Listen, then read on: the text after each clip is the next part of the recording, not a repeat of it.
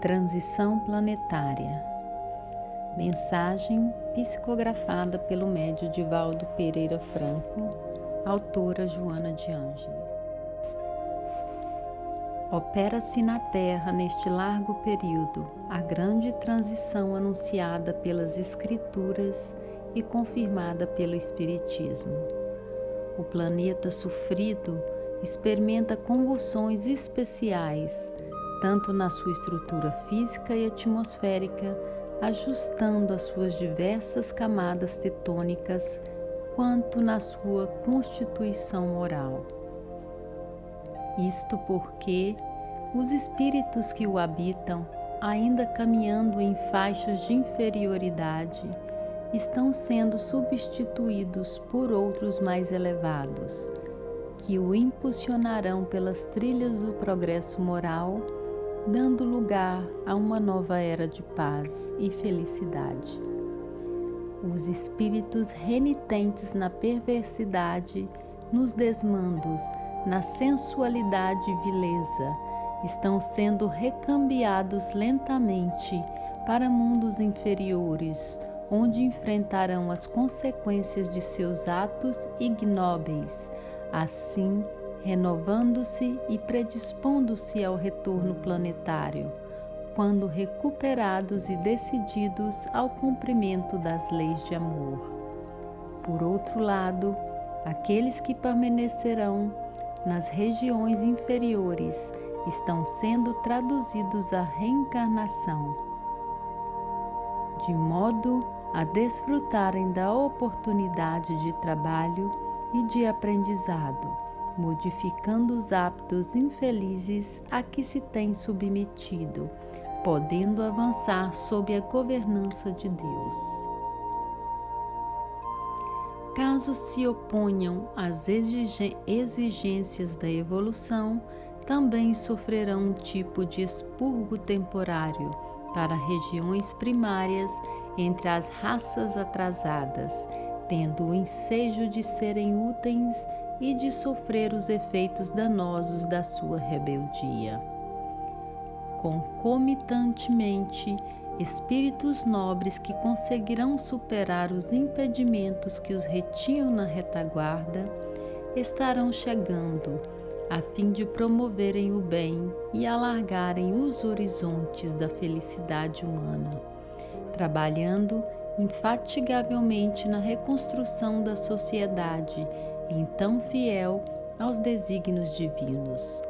Da mesma forma, missionários do amor e da caridade, procedentes de outras esferas, estarão revestindo-se da indumendária carnal para tornar essa fase de luta iluminativa mais amena, proporcionando condições dignificantes que estimulem ao avanço e à felicidade.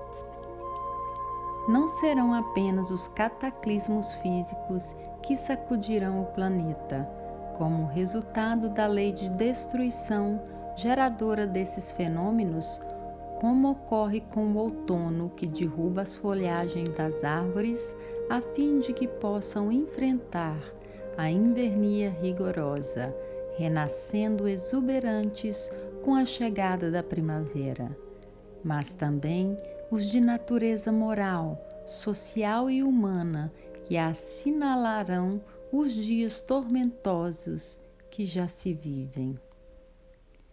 Os combates apresentam-se individuais e coletivos, ameaçando de destruição a vida com hecatombes imagináveis. A loucura decorrente do materialismo dos indivíduos atira-os no abismo da violência e da sensatez, ampliando o campo do desespero que se alarga em todas as direções. Esfalecem-se os lares, desorganizam-se os relacionamentos afetivos, desestruturam-se as instituições, as oficinas de trabalho convertem-se em áreas de competição desleal, as ruas do mundo transformam-se em campos de lutas perversas, levando de roldão os sentimentos da solidariedade e de respeito, de amor e de caridade. Mas essas ocorrências são apenas o começo da grande transição. A fatalidade da existência humana é a conquista do amor que se proporciona plenitude. Há em toda parte uma destinação inevitável que expressa a ordem universal e a presença de uma consciência cósmica atuante. A rebeldia que predomina no comportamento humano elegeu a violência como um instrumento para conseguir o prazer que não lhe chega de maneira espontânea, gerando lamentáveis consequências que se avolumam em desaires contínuos. É inevitável a colheita da sementeira por aqueles que a fez, tornando-se ricos de grãos abençoados ou de espículos venenosos. Como as leis da vida não podem ser derrogadas, todas objeção que lhes faz convertem-se em aflição, impedindo a conquista do bem-estar. Da mesma forma, como o progresso é inevitável, o que não seja conquistado através do dever, sê-lo-á pelos impositivos estruturais que o mesmo se constitui.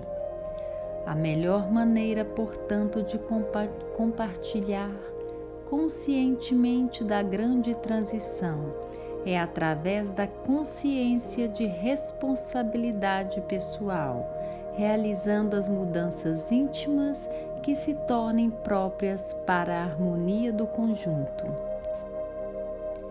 Nenhuma conquista exterior será lograda se não proceder das paisagens íntimas, nas quais estão instalados os hábitos.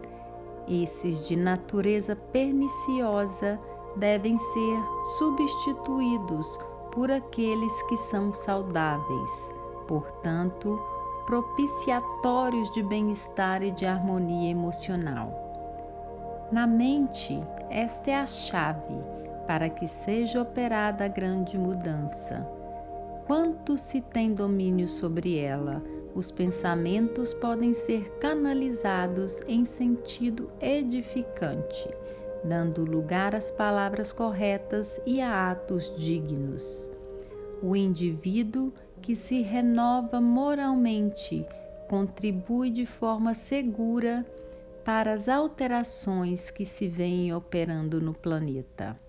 Não é necessário que o turbilhão dos sofrimentos gerais o sensibilize, a fim de que possa contribuir eficazmente com os espíritos que operam em favor da grande transição. Dispondo das ferramentas morais do enobrecimento, torna-se cooperador eficiente, em razão de trabalhar junto ao seu próximo pela mudança de convicção em torno dos objetivos existenciais, ao tempo em que se transforma num exemplo de alegria e de felicidade para todos. O bem fascina todos aqueles que observam e atrai quantos se encontrarem distantes da sua ação, o mesmo ocorrendo com a alegria e a saúde. São aqueles que proporcionam o maior contágio de que se tem notícia e não as manifestações aberrantes e afligentes que aparecem arrastar as multidões. Como escasseiam os exemplos de júbilo, multiplicam-se os de desespero, logo ultrapassados pelos programas de sensibilização emocional para a plenitude. A grande transição prossegue, e porque se faz necessária, a única alternativa examinar-lhes a maneira de como se apresenta e cooperar para que as sombras que se adensam no mundo desejam diminuídas pelo sol da imortalidade. Nenhum receio deve ser cultivado, porque mesmo que ocorra a morte, esse fenômeno natural é veículo da vida, que se manifestará em outra dimensão. A vida sempre responde conforme as indagações morais que lhe são dirigidas. As aguardadas mudanças que se vêm operando trazem uma ainda não valorizada contribuição, que é a redicação do sofrimento das paisagens espirituais da Terra. Enquanto vicege o mal no mundo, o ser humano torna-se-lhe vítima preferida, em face do egoísmo em que se estorcega apenas por eleição espiritual. A dor momentânea que o fere convida-o para o outro lado à observância das necessidades de seguir a correnteza do amor no rumo do oceano de paz. Logo passado o período de aflição, chegará o da harmonia. Até lá, que todos os investimentos sejam de bondade, de ternura, de abnegação e de restrita confiança em Deus.